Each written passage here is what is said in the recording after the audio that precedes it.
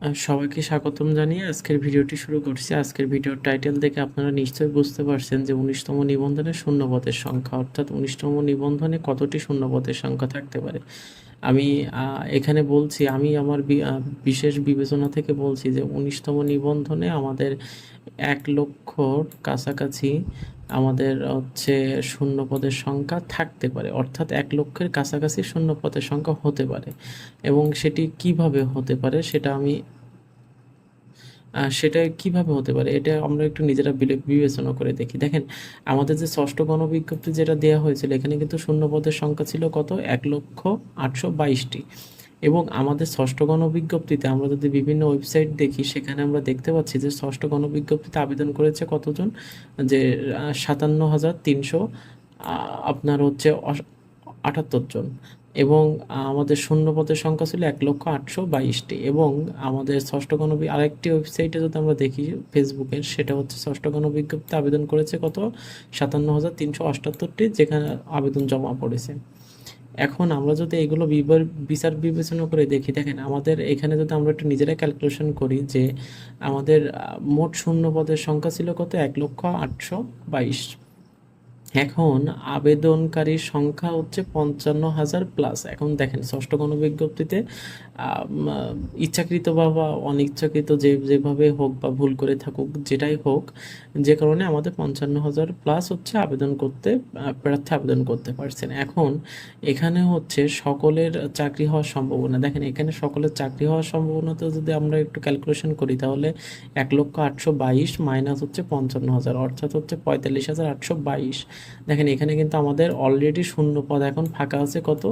৪৫,৮২২। এখন আমাদের কিন্তু প্রাথমিক যে ষষ্ঠ গণবিজ্ঞপ্তিতে প্রাথমিক যে সুপারিশ, সেটা কিন্তু হবে, এরপর চূড়ান্ত সুপারিশ হবে। এর ভিতর থেকে ধরেন আর কিছু সংখ্যক মানুষ হয়তো বা বাদ পড়বে, বা পড়তেও পারে, না পড়তেও পারে, সেটা শিওর বলা যাচ্ছে না। এখন নতুন যে শূন্যপদ সৃষ্টি হবে, অর্থাৎ আমাদের ১৯তম যে সার্কুলারটি আসবে, এই ১৯তম সার্কুলার আসার জন্য আমাদের কিন্তু আরও প্রতিষ্ঠানের শিক্ষকের শূন্যপদ তৈরি হয়ে যাবে। এর মধ্যে কিন্তু আমাদের অনেক শিক্ষা প্রতিষ্ঠানের শূন্যপদ তৈরি হবে, অর্থাৎ আমাদের আরও কিন্তু কিছু শূন্যপদ তৈরি হচ্ছে। এবং যে বিদ্যাবাড়ি যে ফেসবুক পেজ যেটি, ওখান থেকে আমরা যদি একটু দেখি যে ষষ্ঠ গণবিজ্ঞপ্তির মোট আবেদন পড়েছে ৫৫,০০০-এর আশেপাশে। দেখেন এখানে কিন্তু ওনারাই বলছেন যে ষষ্ঠ গণবিজ্ঞপ্তিতে মোট আবেদন পড়েছে ৫৫,০০০-এর আশেপাশে, অর্থাৎ এখানে আগামী গণবিজ্ঞপ্তিতে ৫৫,০০০-এর বেশি পদ আবারও শূন্য পাবেন। অর্থাৎ আপনারা কিন্তু অলরেডি ৫০,০০০-এর বেশি শূন্য পদ এখন তৈরি হয়ে গেছে। এবং পাশাপাশি ১ বছরে যত পদ শূন্য হবে, তাও পরবর্তীর গণবিজ্ঞপ্তিতে সার্কুলারে যুক্ত হবে। অর্থাৎ আপনাদের যে এখন তো ষষ্ঠ গণবিজ্ঞপ্তি, অর্থাৎ সপ্তম যে গণবিজ্ঞপ্তি আসবে, সেখানে কিন্তু আরও শূন্য পদের সংখ্যা যুক্ত হবে। তাই হতাশ না হয়ে বুঝে প্রস্তুতি নিন এবং পরবর্তীতে শিক্ষক নিবন্ধন সার্কুলারের জন্য অপেক্ষা করুন। এবং আমরা কিন্তু তাহলে বুঝতে পারলাম যে আমাদের অলরেডি এখন ৫০,০০০-এর মতো শূন্য পদ খালি আছে। ষষ্ঠ গণবিজ্ঞপ্তি হয়ে যাওয়ার পরেও, শিক্ষক নিয়োগ হয়ে যাওয়ার পরেও আমাদের ৫০,০০০ মতো শূন্যপদ খালি থাকবে। এবং আমাদের ১৯তম যে সার্কুলারের যে সপ্তম গণবিজ্ঞপ্তি আসবে, এই গণবিজ্ঞপ্তি আসতে আসতে কিন্তু আমাদের আরও অনেক শিক্ষা প্রতিষ্ঠানের শূন্যপদ তৈরি হবে।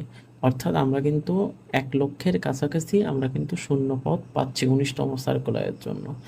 এখন আপনাদের কাছে আমার একটি অনুরোধ, আপনারা যদি আমার ইউটিউব চ্যানেলে নতুন হয়ে থাকেন, অবশ্যই সাবস্ক্রাইব করবেন, কারণ আমার ইউটিউব চ্যানেলে আমি ১৯তম শিক্ষক নিবন্ধন প্রস্তুতিমূলক সব আপডেট এবং কিভাবে প্রস্তুতি নিলে আমরা প্রিলিতে পাশ করতে পারবো, সেই বিষয়ে আলোচনা করব।